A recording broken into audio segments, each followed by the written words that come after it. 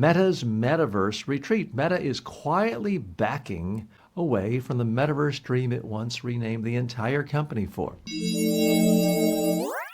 Metaverse was sold as the next version of the internet, a shared virtual three-dimensional world where you would work, shop, socialize, and spend money through a persistent avatar. But according to reporting on Meta's internal plans, Reality Labs has already burned through more than 70 billion, not million, not 700 million, but $70 billion, and lost more than $4 billion in just the last quarter. User numbers in Horizon Worlds never matched the marketing. After years of overpromising, leadership reportedly had what insiders call a reality check moment.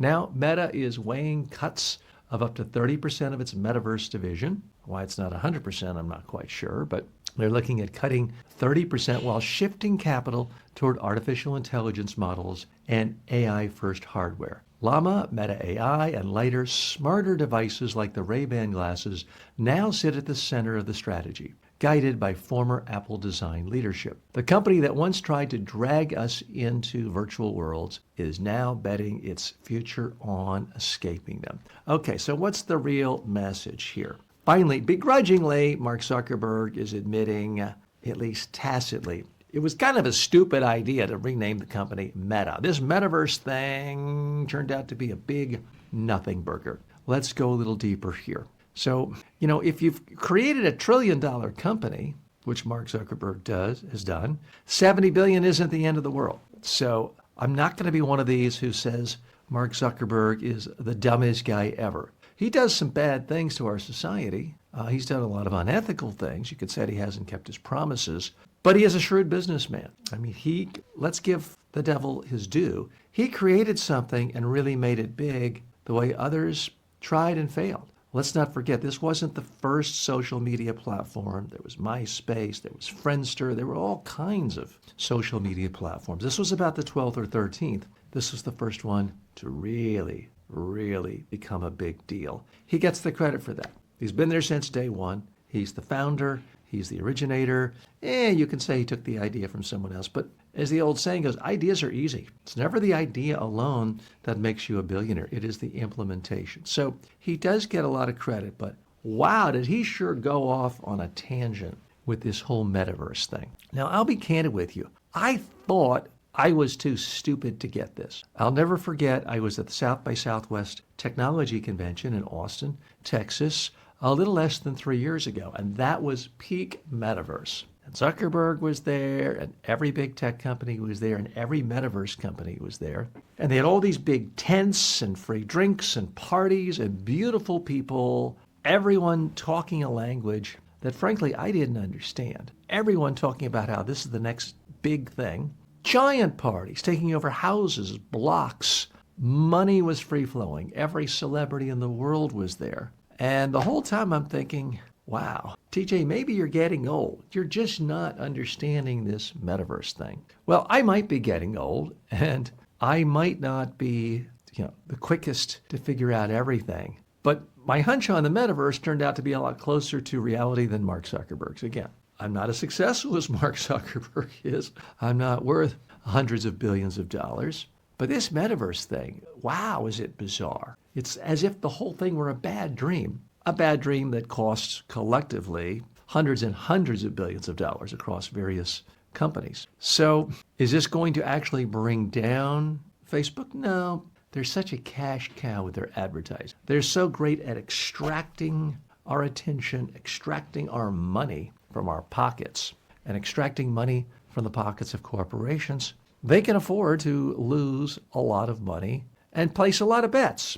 Now, that's just the nature of being an entrepreneur, being someone who's a risk taker. If every risk you took succeeded, it wouldn't really be a risk now, would it? So I'm not going to knock Mark Zuckerberg for taking big, bold risk. He took a risk dropping out of Harvard when I'm sure at least some family members thought, sure, that's a good idea. So he's been a proven risk taker. It's worked out well. Now, they are doing some other things that I do think are interesting.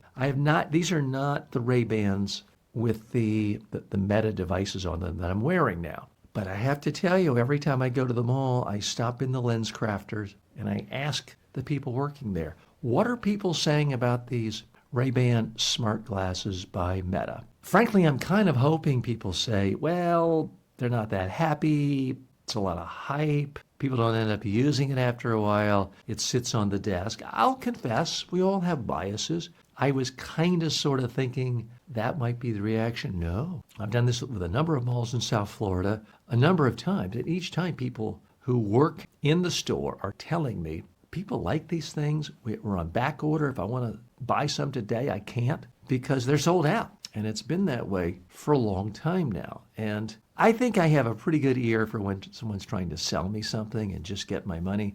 These salespeople seem to be very genuine, that the devices are popular, customers are happy. So what about returns? We're not really getting any returns. So I think these Ray-Bans, I don't know about the Ray-Ban brand, but some kind of a glass where you can get anything from a regular TV screen, a cell phone screen, a laptop screen, right in your glass is going to be a big deal. I see so many applications. The overlay of artificial reality on real reality. There's another word for that, extended reality. I think that's going to be huge. To imagine you're a politician and you're at a fundraiser and there's 1,000 people there and some of them have given you $1,000 and you've only met them once. Wouldn't it be nice to have the glasses on and instantly see the person's name, their spouse, their kids? Oh, hi, Charlie. How are you? Hi, Wilma. Thanks so much again for that fundraiser you did last year where we brought in 10,000. And best luck to Jimmy in his first semester at Princeton. I can see, politicians are going to do that. But it could be helpful for almost anyone. Now, those of you who know me know that my primary background is in media training, presentation training. I can certainly see people attempting to give presentations where the teleprompter is right on their glasses. Now, I'm not ready to endorse that because my fear would be all of a sudden people would look like this and they would be reading across their glasses and not moving in a natural way and sounding monotone and boring. So that would not be good. But like with any tool, it could be used well, or it could be used in a way that's ineffectual. So I personally do not like many of Facebook's practices, and I think that they extract way too much attention and they share too much rage. And the idea that he's just going to throw away all the fact checkers no matter how much nonsense someone spews on Facebook, I think is a real problem for democracy.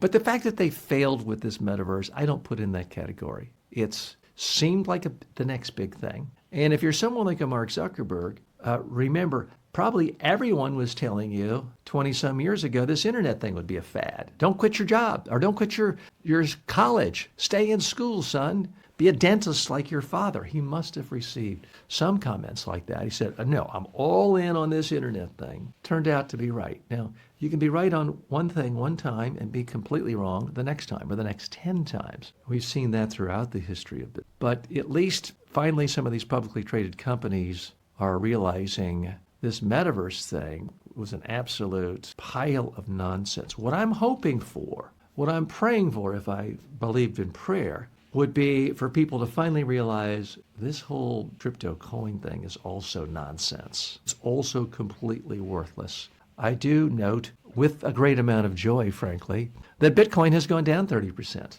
in just the last few weeks from highs where people said, oh, it can't go below this. Well, it can. So metaverse, crypto, I put a lot of these in the same camp whereby they seem new, they seem exciting, they seem shiny, they seem like they're going to reinvent the world. Well, sometimes the world is reinvented, but sometimes there's a whole bunch of hype over something that's just a little tiny piffle of nothing.